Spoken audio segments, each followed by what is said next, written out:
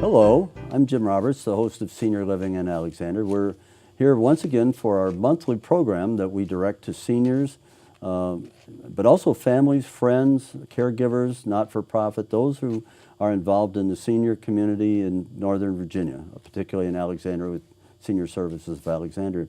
We do this monthly show as a means of providing useful information to our audience, and hopefully we've got another exciting program tonight. I'm here with Janelle Holt, a special guest, and she works with the Legal Services of Northern Virginia. She's the director of the Alexander office in the Northern Virginia Legal Services, has many years of experience there. And so we want to get into that background, what does legal services do and how do they work and so forth. But the real point of tonight's, of this program is that we want to talk about the sixth annual version of Senior Law Day in Alexander. Janelle, tell us a little bit about yourself and your legal practice and what sorts of things you enjoy about law. Okay, so I work at Legal Services, obviously. I've been there now for almost 9 years. Okay. I kind of focus, we do a lot of different things at Legal Services. So we do like family and elder, housing consumer law, public benefits. We have a tax clinic, but I focus my practice on mostly elder. Mm-hmm. And so that will include things like nursing home discharges, your standard kind of, we call them personal directive documents, so your wills, power of attorney, stuff like that. How did you get into doing senior law as opposed to other facets of law? You know, I kind of fell into it, as kind of bluntly as to put it. There was a vacancy in my office, and I filled the hole. And I will say, though, I really like it. I did a different practice group first, but I really enjoy what I do now. What do you enjoy about it? Really just kind of working with the population that I work with. Mm-hmm. That I feel that oftentimes some folks, you see a whole spectrum of things. Some folks who know exactly what they want, some who don't, some who might be disabled, some might have a couple capacity issues. But you get it all over the spectrum, and I really feel like I can help somebody, and I can help a lot of different type of people, even if it's within a certain age range. When you were training in law school or beyond, had you at that point focused on issues of the elderly, or was this something that, as you say, you've kind of acquired? You fell into it, I think is the term you use. I did. When I was in law school, I honestly thought I was going to do family law. Okay. And when I got out of law school at my first job, I did some family law and learned I didn't really like it that much. I started doing different areas, and that's how it kind of came about. I understand you were in practice with mm-hmm. independently or with a firm, mm-hmm. not before you came to Legal Services. What prompted the move to Legal Services? So when I was in private practice, I feel like lawyers charge a lot of money. Mm-hmm. And it's always very hard because everyone would come to me, and if you're seeing a lawyer, you have a problem or you want to ask important questions. And so you come to me and you ask me questions, and then I explain this is how much you have to pay. And everyone's like, I don't have that kind of money. And honestly, if someone asked me that, I wouldn't have that kind of money either. Mm-hmm. So I really wanted to focus more on public interest and nonprofit. And Legal Services is a nonprofit. Okay. And how, there may be members of the audience that don't understand, how do they work with Legal Services? They have a problem. How do they find out about Legal Services? Mm-hmm. Once they find out, how do they access those services? Mm-hmm. Well, we can always find us online. Okay. Very easy, lsnv, as in Virginia.org. Okay. But if ever there's a doubt, just stop by Senior Services Alexandria. They often have our information as well. But what folks do is you call in, or you can go online, but you qualify for us. And mm-hmm. you can qualify different ways, but by age is one of them. Is there also an income limit? There can be, but if you are 60 or older, there's no income really? requirement. Mm-hmm. Oh, that's I think a lot of people don't know that. Okay. How do people learn about you? Word of mouth, or do you advertise?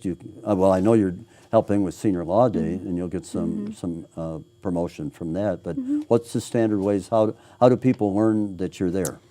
I will say often there's really two main avenues. One is word of mouth, that folks who come in who have had prior services will come back and refer us. And then also the court refers us often. Okay. Yeah. Okay.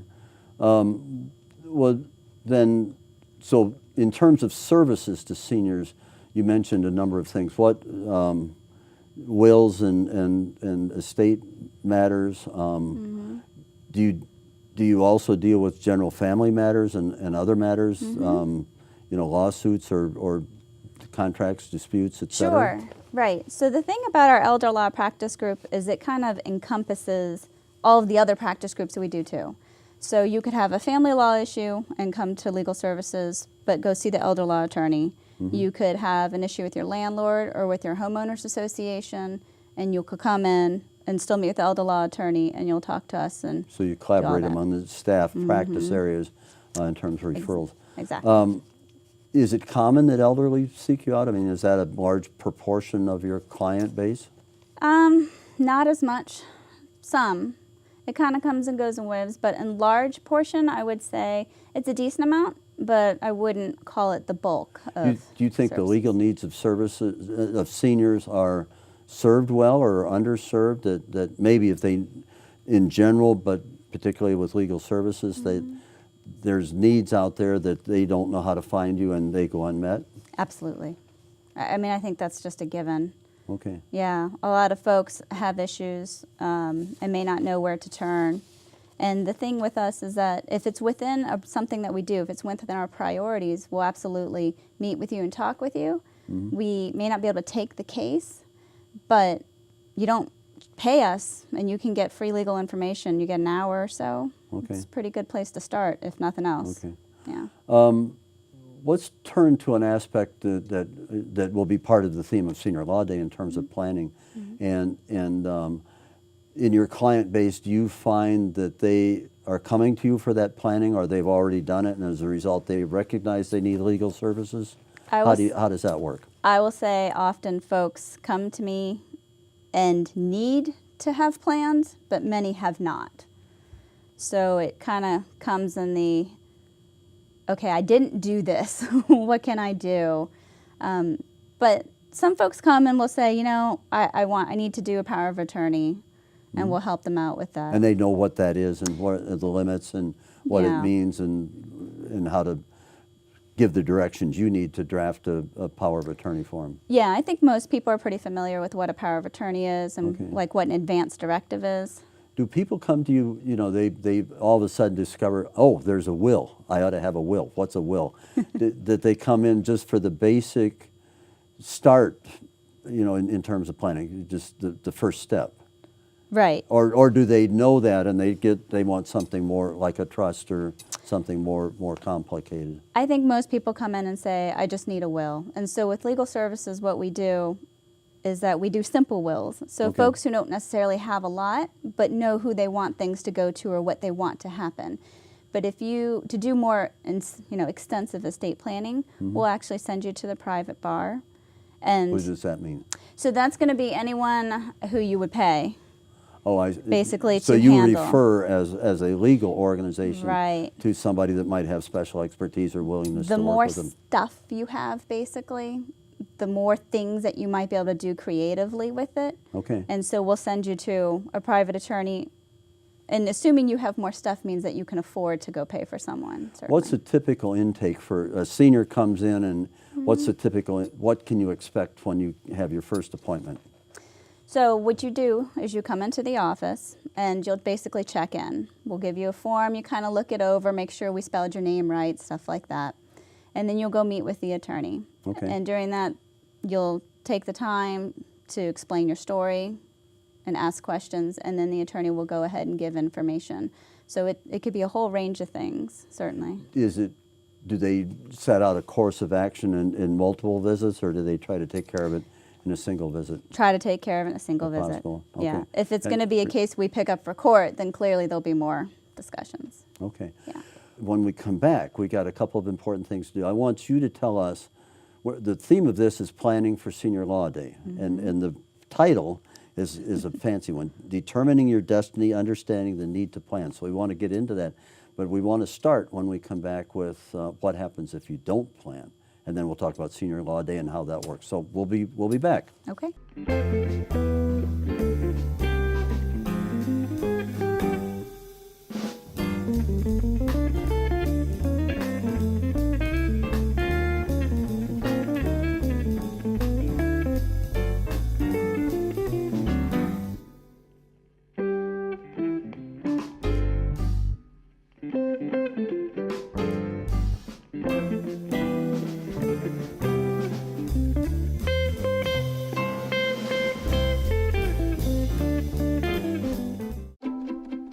The color in my garden keeps the pink in my cheeks. I was very independent and thought I could take care of myself.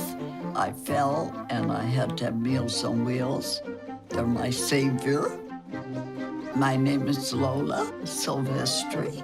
America, let's do lunch. Drop off a hot meal and say hello. Volunteer by donating your lunch break at americaletsdolunch.org.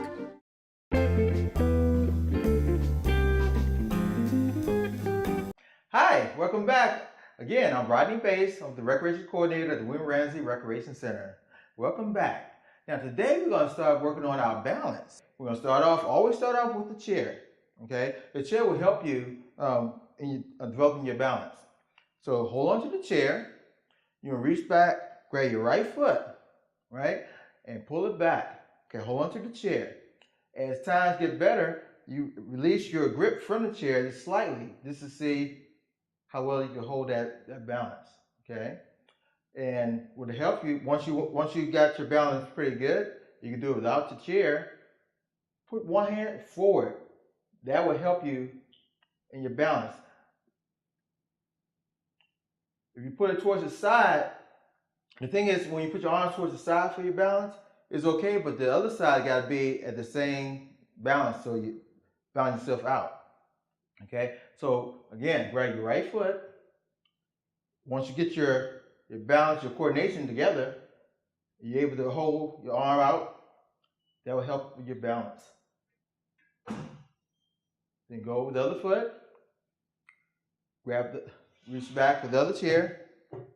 Hold one foot, pull it back. Once you get used to releasing just slightly, you can put your arm out straight. That will help you get balance. Again, sideways, holding it sideways, only if you're good, you want to be able to put both hands to the side at this equal level to help you balance. You got to be able to, just like you're holding weights or a scale, the scale got to be at equal balance at both sides. Next, we're going to try with your foot. Put your foot slightly up at an angle. Okay. Now, while your foot is up, one hand still on the chair. This work your muscle right here, your hip flex muscle.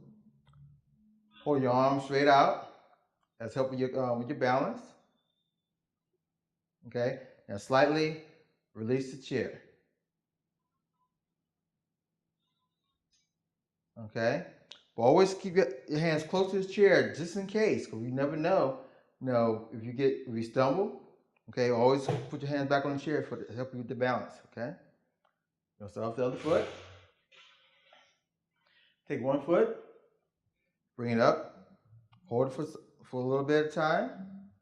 Once you get used to it, put one arm out and slightly release your hand, okay, from the chair. Okay. Once you get used to it, put your arm to the side and just hold it. Again, that's going to help with your hip flex and put your arm straight out like this, helping your coordination and your balance. Okay. Now, other way, if the chair is not there, take both hands out. Make sure both hands at the equal balance. Raise your knee up.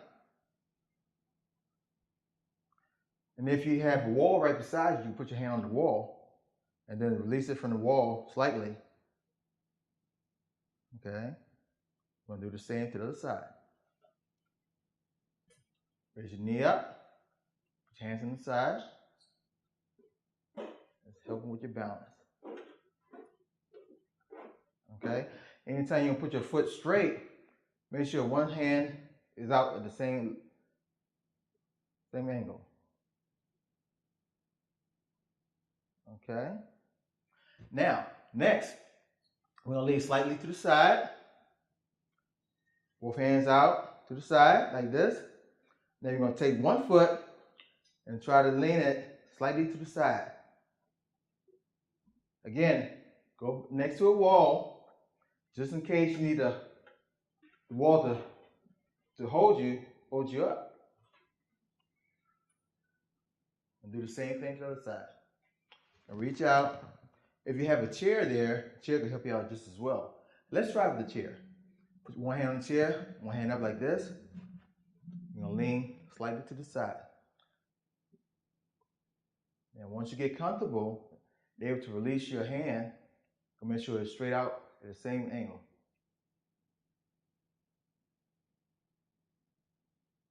Okay, good. All right, next, you're gonna lean forward, hold onto the chair, put the chair at a standard angle, lean forward, put one hand straight. This again will help with your balance. Okay, we're gonna do the same thing to the other side. The other chair to the other side. Gonna lunge forward, put that one arm straight. All right, good. Now, if your chair wasn't there, best way to do it is to have both hands at the side and lunge forward. Okay. At times, if your legs get kind of weak, you hold on to your knee. Make sure both hands is at the same spot on your leg. Okay, that will help out. But keep a chair or something close by just in case you may stumble, or be next to a wall so you could use the wall for support. Okay, so that was a little introduction of balance and agility. Thanks again. If you have any questions about any other program stuff, you can visit us on alexandriava.gov and look at our city web. We have programs here at the William Ramsey Recreation Center. I do programs on Mondays and Fridays. We got senior body part aerobics, and I do the weight training at 12 o'clock on Wednesdays. Okay, well, thanks again. You have a nice day. Well, we're back, and I'm here with Janelle Holt, and she's the Director of the Alexander Office of Legal Services of Northern Virginia. We talked in the past segment a little bit about how legal services works and what they can do for seniors and the kinds of issues they might have. But we want to turn our focus now to the build-up for Senior Law Day that's sponsored by the Bar Association in Alexandria and Senior Services Alexandria. This will be the 6th annual one of these. They're organized every year as a means of giving citizens in general, particularly seniors, useful information about law. But the theme of it this year is, as we said before the break, determining your destiny, understanding the need to plan. That's a long way of saying that. I think the short thing is we need to plan. And we'll talk about that, and we'll talk about what the program's going to be like for Senior Law Day. But let's start off by saying you know nothing about this. You have not come in for the intake client. You haven't talked to legal services. You're cruising blithely through life in total innocence, and you've never talked to a lawyer. What bad things can happen to you as senior if you're in that mindset? I can give a fantastic example of a client situation I actually had. Is that there was a couple, and they both had been previously married, and they just didn't want to get married again. So they had lived together at this point for well over 10 years, but the house was only in his name and stuff. Well, very unexpectedly, no planning had taken place. He had a very debilitating stroke. Did they have a will? Any of the basics? Nothing in place. Oh my. Nothing. Okay, tell us the story. So what we had in this situation is a gentleman who had a mortgage and had a house, and it was only in his name, even though she's lived there for 10 years now. She couldn't even talk to the mortgage company and explain, he's had a debilitating stroke, we need to work something out about the monthly mortgage. And they wouldn't talk to her. And he didn't have any family who was able to step up and say his healthcare decisions, and so he had nobody. He had a person, But by law, with no documents, or by function of not being married, there was no relationship. She could have been a perfect stranger. And so we had to help her be able to make some decisions. So she did not have a medical directive, and so she could not nothing. He's in the hospital with a stroke. He's probably not communicating, and there's no relatives. No, and she's this life partner. Yep.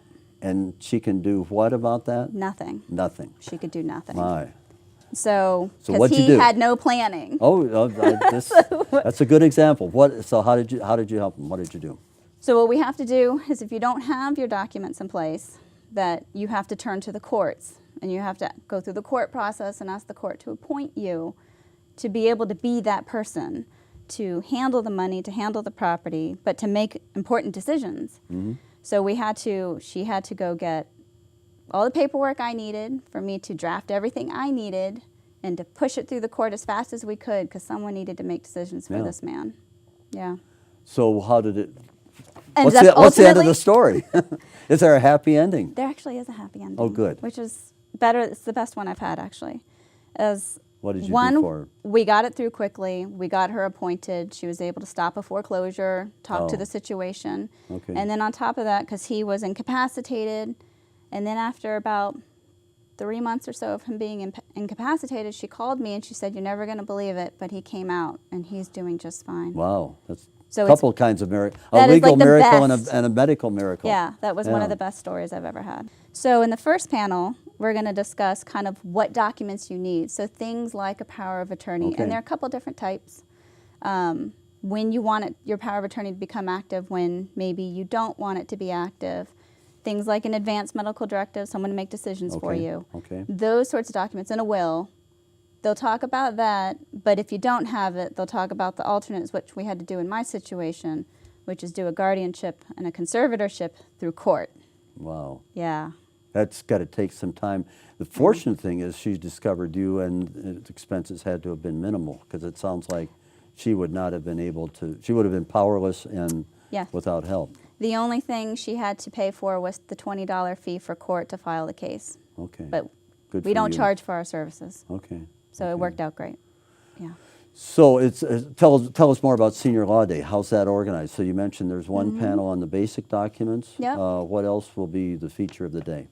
So the very beginning, we'll have a keynote speaker. And so that's going to be Bob Blancato. Okay. And he holds many prestigious titles, including, I believe, the National Coordinator for the Elder Justice Coalition.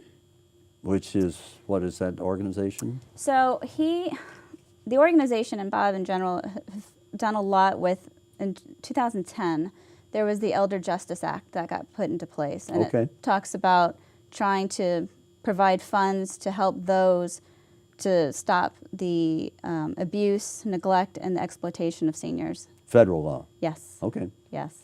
So he's done a lot of wonderful things, and he's so knowledgeable, and he's going to be our keynote speaker Oh, good. and kick things off right. And then in that first panel, we'll have what we kind of already talked about. There'll be some stuff about physician-ordered scopes of treatment, so to learn more and how that plays into all the kind of legal sorts of papers you want. And then the second panel will be, I call it a little more practical, kind of, you know, the rubber hits the road sort of deal, where you're going to have a geriatric care manager. So if you want to age in your home, you want to stay where you are, Right. but perhaps you need to think about, well, what do I need to do to adapt my home, adapt it for me to be able to stay in my house? Physical arrangement. Exactly. Things like that, kind of making a team of who to be your health, you know, be decision making.